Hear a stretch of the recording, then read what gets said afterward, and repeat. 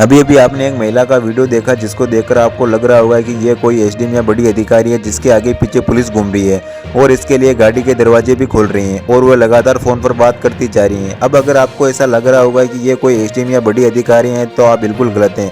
दरअसल ये कोई एसडीएम या बड़ी अधिकारी नहीं बल्कि एक भूत हैं, क्योंकि ये एक महिला का भूत है जिसकी 4 महीने पहले मौत हो चुकी है। आइए जानते हैं क्या है पूरा मामला। नमस्कार, आप देख रहे हो विनू वीएस डिजिटल प्लेटफॉर्म। ये कहानी एक क्राइम की है। मार्च 2025 में बिहार के मोतिहारा में गुंजा और रंजीत की शादी होती है।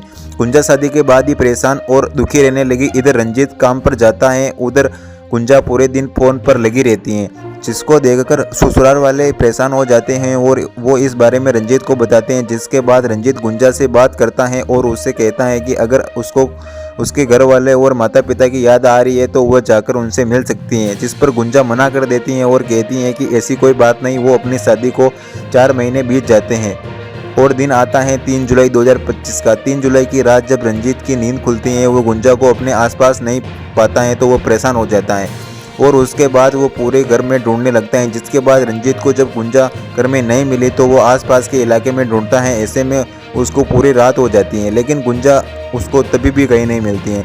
फिर अगले दिन रंजीत पुलिस थाने जाता है और गुंजा की गुमशुदा की रिपोर्ट दर्ज कराता है। बात जब गुंजा के मायके वाले को पता लगी तो वे रंजीत के घर आते हैं और उनसे पूछताछ करते हैं कि गुंजा कहाँ गई। जब उनको इस बारे में कोई जवाब नहीं मिलता या कहा जाता है कि तसल्ली नहीं होती तो वह उल्टा रंजीत पर ही उसकी हत्या का आरोप लगा देते हैं। गुंजा के मायके वाले पुलिस में रंजीत पर मामला भी दर्ज करवाते हैं और उनका आरोप था कि जो रंजीत है उसने ही अपनी पत्नी गुंजा की किडनैप की है और उसकी हत्या की है और उसकी लाश को कहीं छुपा दिए।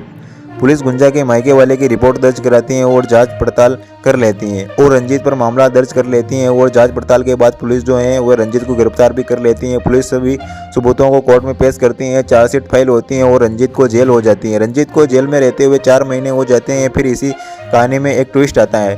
दरअसल नोएडा में रंजीत के परिवार को एक फ़ोन आता है जिसमें एक व्यक्ति कहता है कि उसने नोएडा में गुंजा का भूत देखा है। परिवार ये सब सुनकर पूरी बात समझ जाता है। इसके बाद रंजीत का परिवार सीधे पुलिस थाने पहुंच जाता है और पुलिस को पूरी बात बताता है और परिवार का कहना था कि पुलिस उनके साथ नोएडा जाए और गुंजा को वहां लेके जाए।